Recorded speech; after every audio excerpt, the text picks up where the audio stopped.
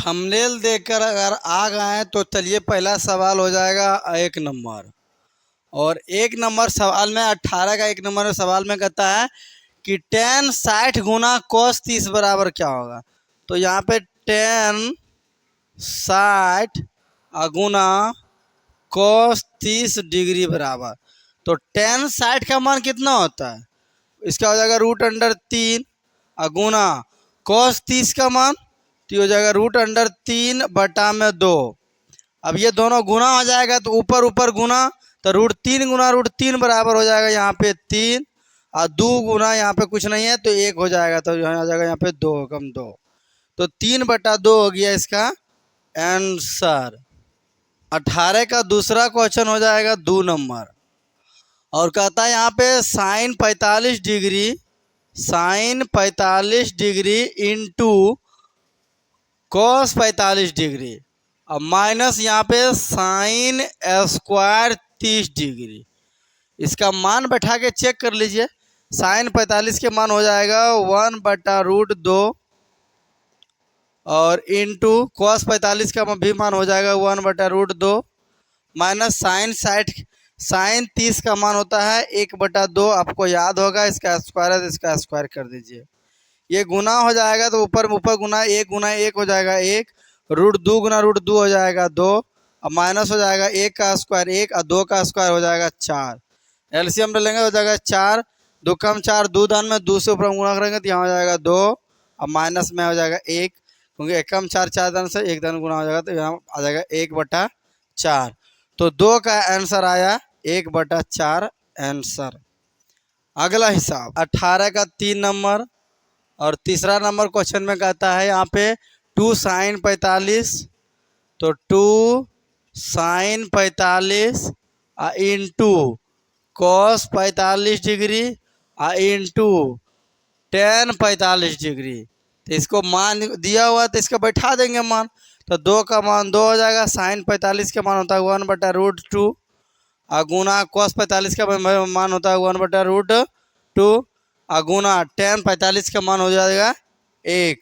अब इसको हल कर देंगे तो 2 हो जाएगा गुना 1 हो जाएगा 1 और √2 गुना √2 हो जाएगा यहाँ पे 2 और गुना पिछुआ में ये 1 हो जाएगा, 2 से 2 कट गया, कोना कोनी कट जाएगा, 1 गुना 1 बराबर हो जाएगा 1। तो ये हो गया इसका आंसर।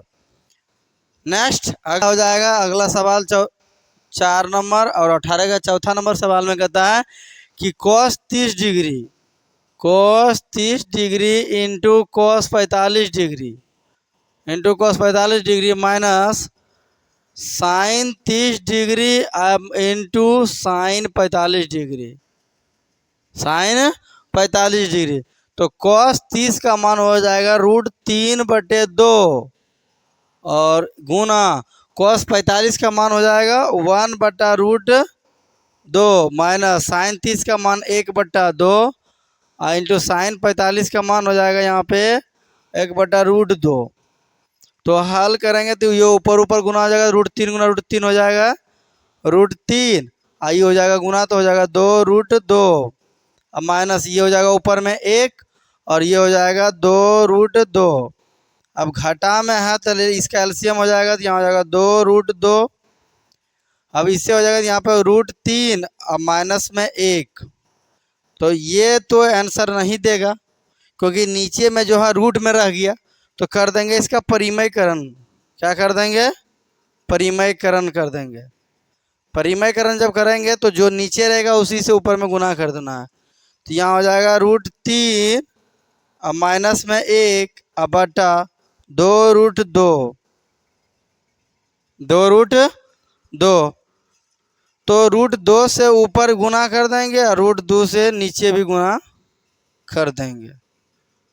दोनों में से √2 से गुना कर देंगे तो ये हो जाएगा 2 बाहर आ जाएगा, 2 जो है रूट कोमा के ऊपर ले लेंगे √2 इंटू हो जाएगा √3 और माइनस में 1 और नीचे हो जाएगा 2 और 2 गुना √2 हो जाएगा 2, तो हो जाएगा 4। तो यहाँ हो जाएगा √2 इंटू √3 माइनस 1 और बटा में 4 और यही होगा इस हिसाब का आंसर। जो कि आंसर दिया हुआ आप किताब से मिला सकते हैं। तो समझ पाए होंगे तो वीडियो को लाइक कर दीजिए। अगला हो जाएगा वही 18 का 5 नंबर, और 5वां नंबर क्वेश्चन में कहता है कि यहाँ पे 10 30 लिखा हुआ है, यहाँ पे 10 30 गुंटू सेक 45 और प्लस फिर लिखा हुआ है 10 60 इंटू सेक 30। तो 10 30 का मान कितना होता है? 10 30 का मान हो जाएगा 1/√3, 1/√3 अगुना सेक 45 का मान, तो सेक और कोसेक 45 दोनों का मान होता है √2 प्लस 10 60 का मान, तो 10 60 का मान होता है √3 और सेक 30 का मान हो जाएगा यहाँ पे 2/√3, 2/√3। अब यहाँ पे √3 या √3 कट जाएगा, ये हो जाएगा ऊपर में 2√2 और बटा में √3 और प्लस यू सिर्फ हो जाएगा 2 हो जाएगा। तो इसका ले लेंगे एलसीएम, तो हो जाएगा यहाँ पे √3, तो ये हो जाएगा √2 और प्लस 2√3। तो अब ये नीचे में नहीं रह सकता है क्योंकि परिमयकरण कर देंगे, तो परिमयकरण करने पर तो ये हो जाएगा यहाँ पे √2 प्लस 2√3 बटा में √3, इसको आगे बढ़ा देंगे तो हो जाएगा यहाँ पे √3 से गुना नीचे भी, √3 से गुना ऊपर में भी।